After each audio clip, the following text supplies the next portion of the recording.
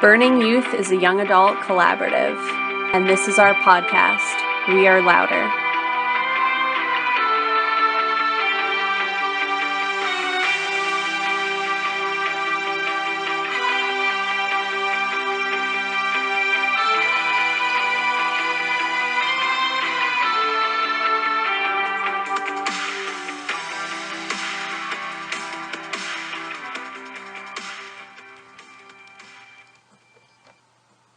Hey guys, it's Katie here, and my sister Abby, the co-founder of Burning Youth, is also hanging out doing this podcast as well.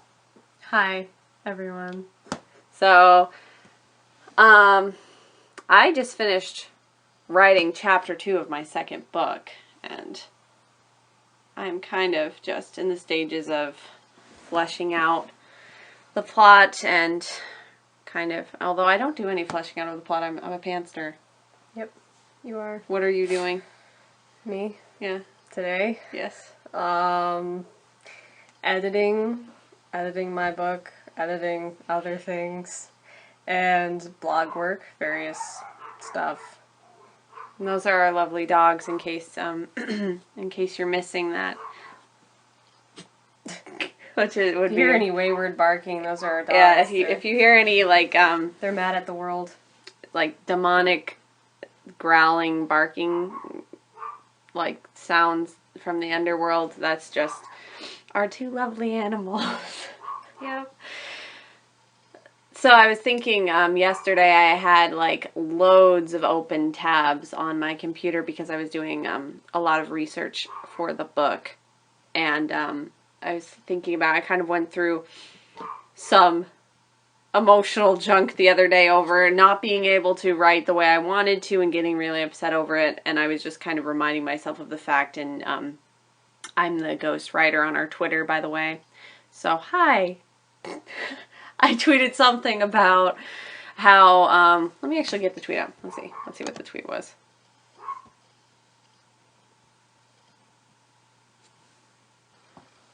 Taking this moment to remind myself that I am not a content machine. I am a being who still rocks even on days when I don't make anything. And I was thinking about this concept, and I was thinking about how that's a really big truth that I ignore almost on a daily basis. Yeah, I would say that that's probably a truth that I ignore 24/7. Yeah. And never think of. Because I think what happens, especially as an artist or a writer or whatever it is you're doing, your paintings, your dancing, your whatever it is, whatever creative thing, singing. It's like if you're not creating your content, it's like your purpose seems so wrapped up in it that you don't have a purpose on the days that you can't do it or that you're maybe not in the mood. And I think that's an important part of valuing and cherishing yourself, is realizing that, hey, you know, some days I'm tired, I'm hungry, I'm cranky, you know, someone was rude to me and so I'm a little thrown off, or I'm emotional over something and I'm not making anything, but you know what, I can still love myself because I'm not a content machine. Yeah. Rather than, oh my gosh, you know, I all these things happen and now I can't make anything. I must not be good enough because I see other authors and other musicians working through the junk and still making their stuff and still being successful and still answering all their Twitter messages all at the same time, and I can't do that. So I am like literally the worst person on planet Earth, and I'm not even an artist. I'm not even an artist anymore. I was just pretending this entire time. Like we were talking about the other day, like the feeling that like your thing is pretend. Like you find out that you go out into the real world with your thing and you're like, oh my gosh, my thing was pretend. This whole time I've been telling myself that I've been able to do this, but look at all these other people and look at how they're handling life, and I can't do it in the same way that they do it, and so my thing is pretend.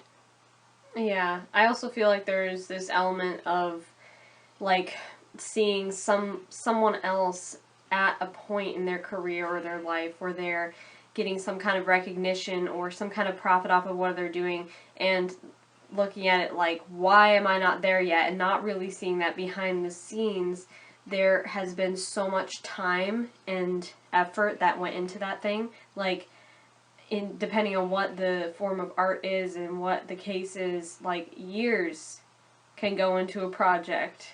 You keep And on you thinking kind that of- artist is new, but that artist has probably been at it for years. Exactly. And Which one is that? I just feel so blasphemous, I can't remember. Dang, it's like I have to think through all the lyrics. Yeah. But, like, it's just, like, I find myself feeling Grinding. like that a lot of times. Like, about books, especially, that's like, well, I want my book to be published and on shelves right now, but you don't realize that so many other books that are published and on shelves right now have taken years upon years of effort and thought and diligence to make that happen. Right, and maybe even things that the author didn't like doing, such as putting their book through editing processes and maybe even publishing it with someone that they didn't want to publish it with, maybe a contract they didn't even like in order to get it where it is. Yeah. And it might be a raging success, but they might not even be as happy with it as you think that they are. So there's no way for you to tell what they went through. Exactly. I think it's probably the same with musicians. Mm-hmm. Yeah, for sure. I know that I feel that way a lot of times, and it takes time to make a thing, and there are going to be days where you need a break, and that break is not necessarily a point, like a period of time where you are not doing your thing, but it might be a period of time that is vital. Like, it is important to take a break on that day. Like, you need it in order to make your thing. Right. So actually, by not making your thing on that day, it actually might be helping you make your thing tomorrow. Exactly. So by not doing anything, by having that rest period, you're actually helping to maintain the health of your art. Right. You might need a day of watching Downton Abbey and eating waffles. I was literally going to use Downton Abbey as an example. Like a second ago, I was going to say like eating cookies and watching Downton Abbey. Waffles. But waffles are obviously superior. Obviously. But they weren't on the... There is no question. Yeah, you're right. There's no question to that. So essentially we decided that we wanted to start this podcast. Let's talk a bit about this podcast and why we decided to start it. It was really my idea. Yeah, you get all the credit. I get all the credit for this one. I had started a podcast at one time for my personal blog, The Goodness Revolt. And it's not really a podcasty type of blog. And I feel like for us and our collaborative Burning Youth that we have a good environment going to be able to raise a podcast in. We have the right vegetation growing. We have good catering. I think that a podcast will be able to, I mean, I don't know, it might die. It might wither, it might die, it might not, I might forget to feed it. We might forget to feed it. You guys are like, try. You're inflicting me with a podcast. Yes, I am. We're gonna try. We're gonna try it like tourists, like just randomly deciding to buy the hermit crab at one of the beach clothing pit stores, and we're gonna see what happens to this hermit crab. It might end good. It might end not very good. But it's an adventure, and we're gonna see what happens. So we're hoping to do this every other Sunday, and on the Sundays in between you'll have to fend for yourself. But we will be responsible for your personal happiness every other Sunday. And so we're just going to keep you happy, okay? We're going to do things that make you happy. We're going to be uplifting. We're going to bring it. Yeah, that. No, what we're gonna do, we can't be that. responsible for your personal happiness, really. I mean, that's your own thing over there. You know, don't drag us into it. We all know that waffles are responsible for your personal happiness. Waffles, go make yourself a waffle, man, and you got to take care of yourself. You're on your own. Every man for himself. Yes. But we're going to be talking about uplifting topics that are focusing on finding joy in the everyday slog of life and the good bits of life too. Finding joy wherever you're at. Finding good things and talking about new ideas and art. And basically everything that's on the blog, we're going to... it's going to be the same kind of stuff we talk about here in the podcast, except you'll get to hear me and Abby talk, what could be better than that, possibly? Waffles. Yeah, but alright, so if you're eating a waffle and you're listening to this, there is no higher tier of happiness to which you can what's the word? Reach? Yeah. Climb? Yeah, you can't climb any higher. I mean, it's the top step of the ladder that says, do not step here. Yeah, it's like you've stepped on the step that you're not supposed to step on, and that's us. Yeah, exactly. And, so, on Halloween, what day is Halloween, man? Let's see, I think it's the 31st? Yes, it is always the 31st. What is it, 30 days have September, April, May, and November? All the rest have 25? Yep. So, on the 31st of October of this year, this fair year of 2016, we are having a harvest party on Twitter. So we're going to be periscoping me and this one here. Am I slapping her knee or am I slapping her head? You can guess.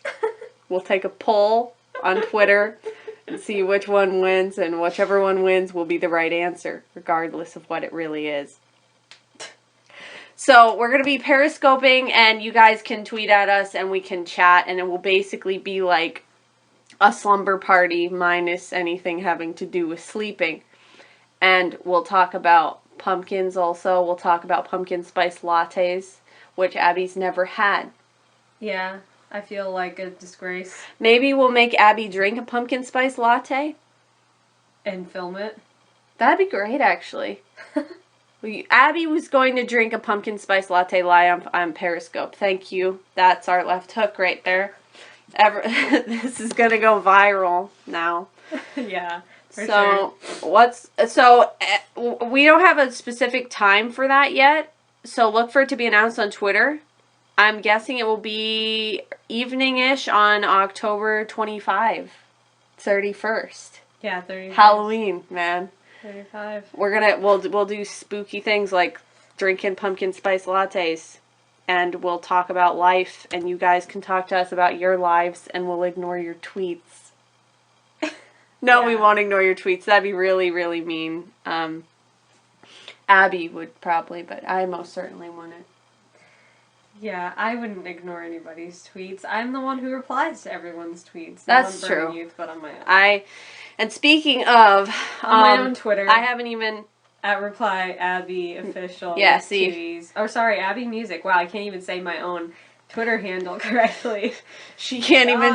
You can't even pull off a shameless plug! I can't even pull off a shameless plug. Good thing this isn't Oprah, because you'd have like 1 million people tweeting to the wrong Twitter handle right now, man. Yeah. Okay, speaking of answering comments, I still need to answer comments on my last blog post, and speaking of that, what has been going on your personal blog? Like, what's the last thing you post? I already know what it is. I'm basically asking, this question is a formality.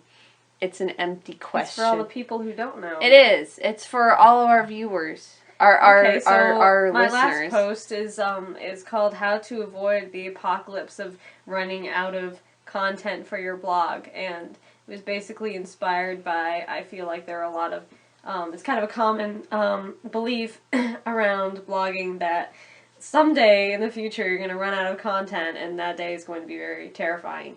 So, I kind of tell you a nice handy guide on how to survive it. I read it, and the GIFs were great. Like, I read your blog or I skim it. I just look at the pictures. I skim your blog for the GIFs, alright? So I read those GIFs. I read the captions. I like loyalty. Yeah, I am loyal.